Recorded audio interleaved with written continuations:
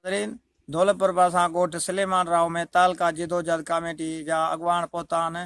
उन तालके बहाली लाइ जेको असां एम गजाणी कोठाई विया हुआ, अचो त उन्हनि खां जेको सो गजाणी बाबति पुछो त हुनजो छा चवणु आहे। तालको दौलतपुर दुनिया जी अज़ीम ख़ातून मोहतरमा बेनज़ीर भुट्टो साहिबा पंहिंजे दौरे हुकूमत में सन 1988-99 में क़ाइमु कयो हुयो।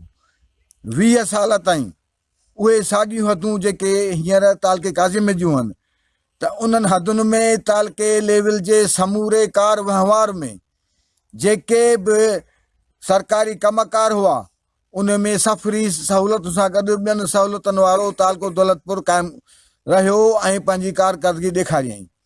20 सालनि खां पोइ तालको दौलतपुर रद्द करे काज़ी अहमद तालको ठाहियो वियो आहे।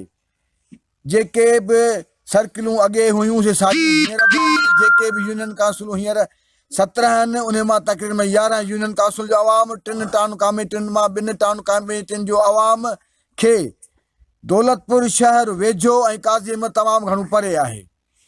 इन हवाले सां असां गुज़ारिश कयूं था पीपल्स पार्टी जी आला क़यादत मोहतरम आसिफ अली ज़रदारी साहब, मोहतरम बिलावल भुट्टो ज़रदारी साहब, सिंध हुकूमत जे वज़ीर आला सैयद मुराद अली शाह साहब, सिंध हुकूमत जे वज़ीर बल्दियात सैयद नासिर हुसैन शाह साहब, सिंध हुकूमत जे वज़ीर रेवेन्यू मखदूम महबूब साहब, असांजे हिन तक जे PS 40 जे MPA मोहतरम सरदार खान मंदारी साहब जन खे गुज़ारिश आहे त अवाम जे वॾे तइदाद खे तालके जे हवाले सां तकलीफ़ूं आहिनि उहे दूर करे तालको दौलतपुर बहाल करे अवाम मां बेचैनी ख़तमु कई वञे।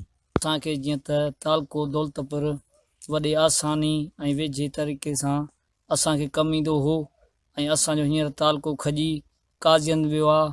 असांजे पंध में तकलीफ़ सुवारी अचण वञण में तमामु तकलीफ़ थी गुज़री आहे ऐं असांजे ते महिरबानी कनि जेके बि आहिनि ऑफिसर या असांजा सरदार, उनखे असां अर्ज़ु था कयूं त असांखे तालको साॻियो दौलतपुर करे घुरिजे। उते को बि कमुकार नथो थिए, असांखे वरी बि साॻियो पुराणो दौलतपुर शहर असांखे खपे। असांजो तालको दौलतपुर आहे, असांजो कमुकार वरी बि हिते थींदो। असां ॻोठ सलेमान राव में ॻोठाणे जे एम गजाणी में तालका बहाल कयो जिदोजहद कमेटी जे अॻवान खे जेको सो वीचार विनिमय चयो आहे त असांजो सवे सहूलियतुनि वारो तालको दौलतपुर बहाल करे सवे मुश्किलातुनि खां मुसीबतुनि खां असांखे बचाए वञे। गुलाम सवाद जुणे जो अवाम जो सहारो, दौलतपुर सफ़र।